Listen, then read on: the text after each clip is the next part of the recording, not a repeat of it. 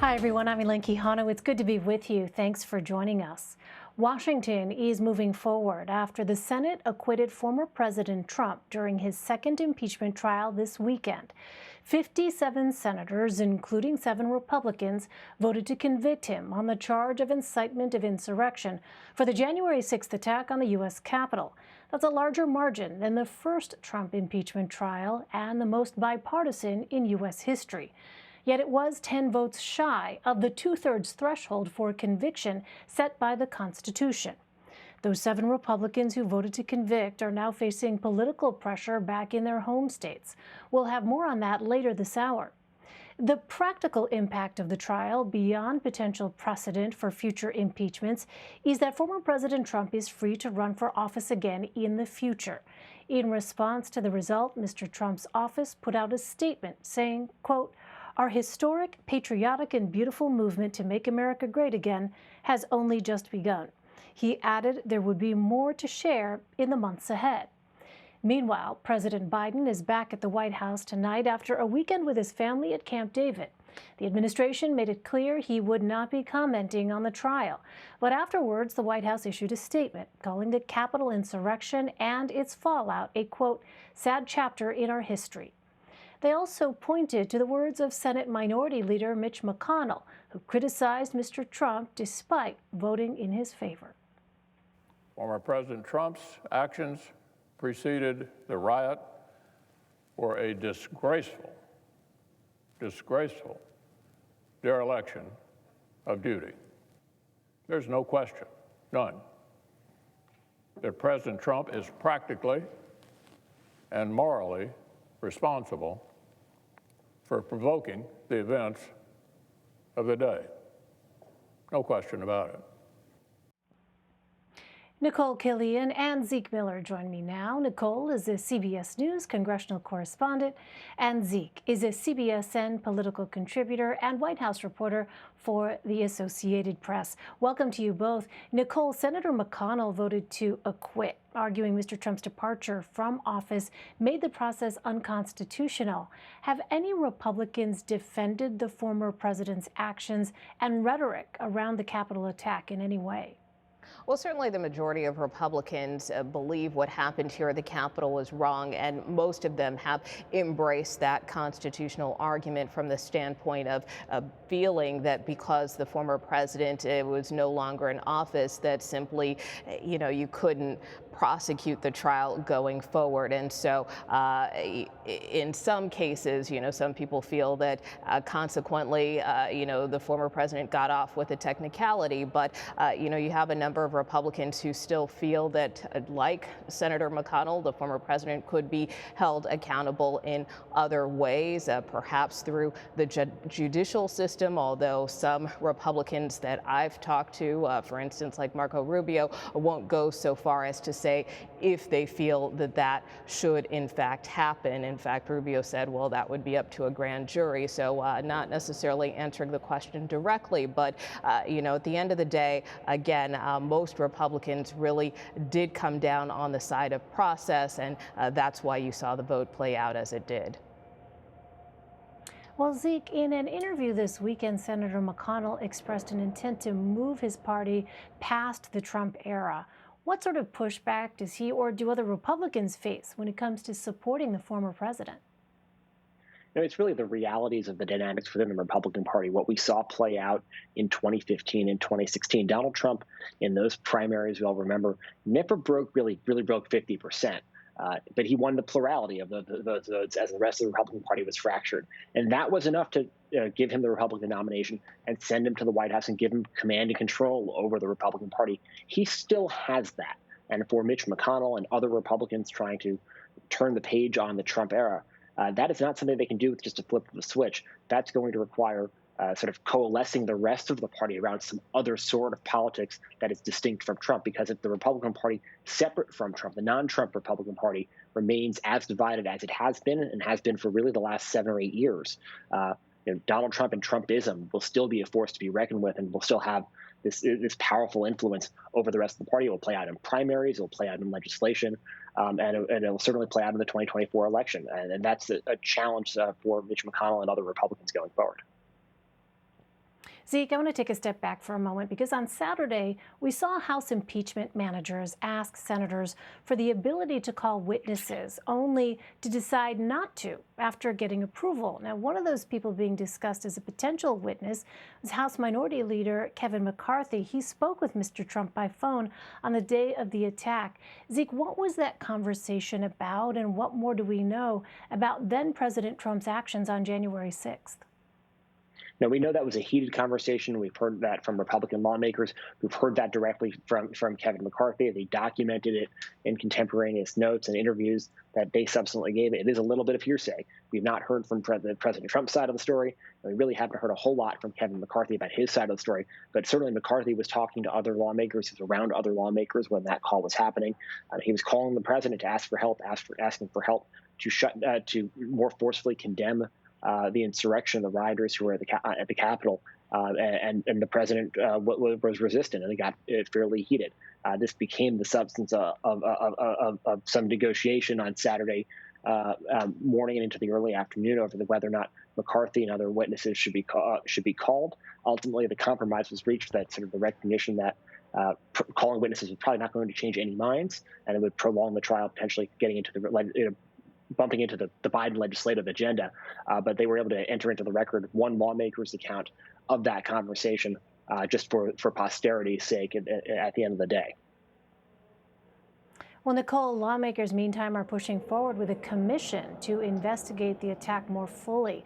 Why is that, and do commissions have any power to enact change?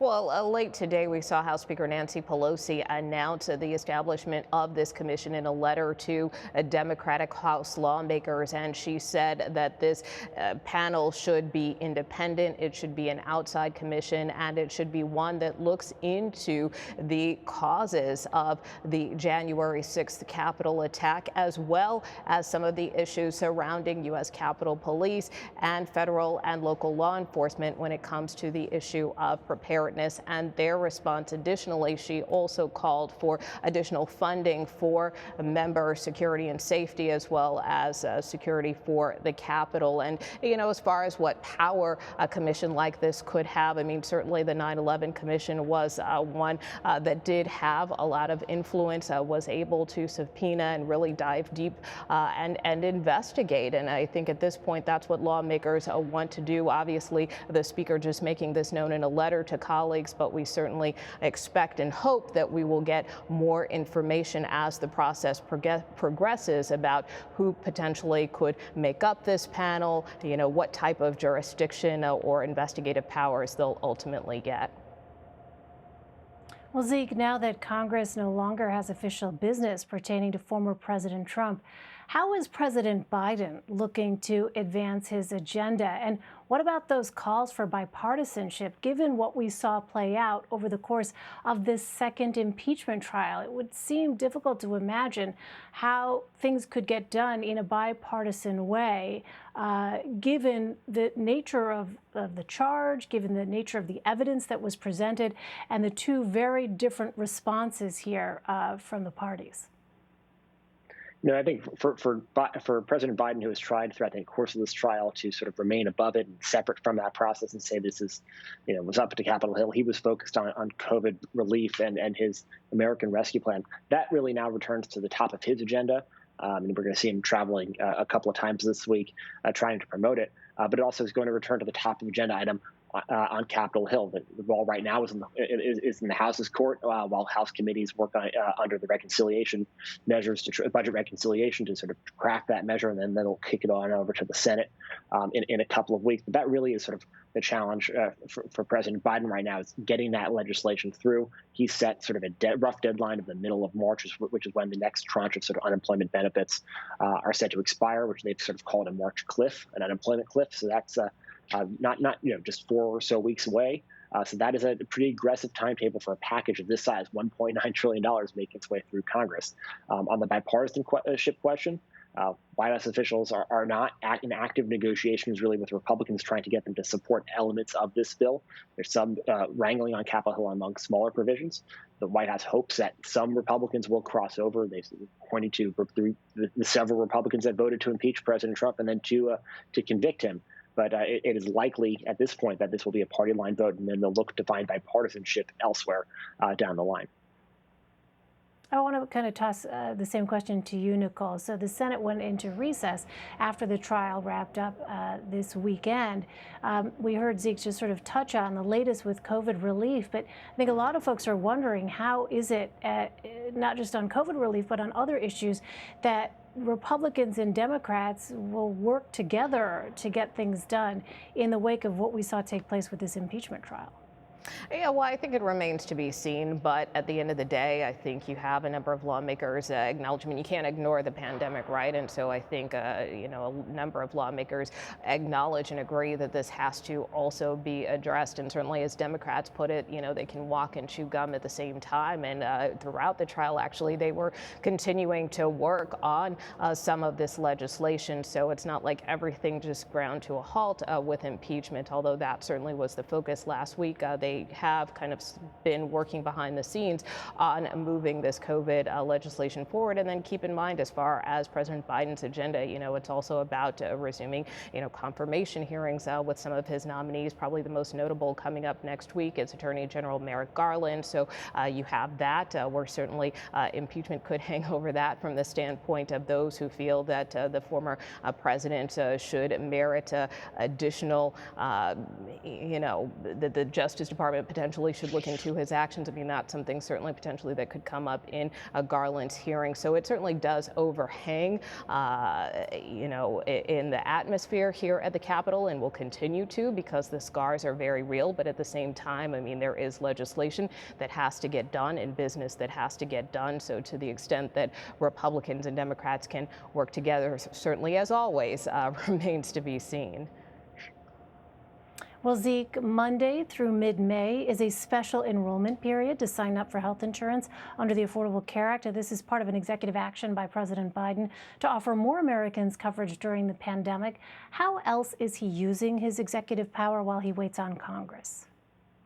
We saw from the very first hours of the Biden presidency a flurry of executive action, really setting records in terms of paper being put out, signed by the president largely to undo his predecessor's actions. And this is an example, though, of one that would, in a way, undid the way the Trump administration approached the Affordable Care Act and the Affordable Care Act exchanges, but also really sort of setting the marker for how President Biden and his administration would move forward with those exchanges as well. So it sort of had a foot in both camps. But largely, the executive action so far taken by President Biden undid Trump actions such as putting the U.S. back into the Paris Climate Accord, reversing the Mexico City's policy, allowing the U.S. government to work with NGOs that talk about abortion services with people they care for overseas, and then also ending the Keystone XL pipeline are some of the big ones. But there are more than 24 of them over the course of the first 2 weeks. Obviously, that's an effort by the president to sort of show that he can govern effectively. But executive orders, as we're learning here, just by the actions President Biden is taking, are no substitute for legislation because they can always be undone by their successor. We saw President Trump roll back some of the Obama orders, and now we're seeing President Biden roll back a whole bunch more of the Trump orders at the very beginning. Ultimately, permanent lasting change requires legislation. And that is really where the rubber will meet the road for the Biden administration going forward. All right, we know you'll be watching it. Nikole, Killion, and Zeke Miller, good to see you both. Thank you very much.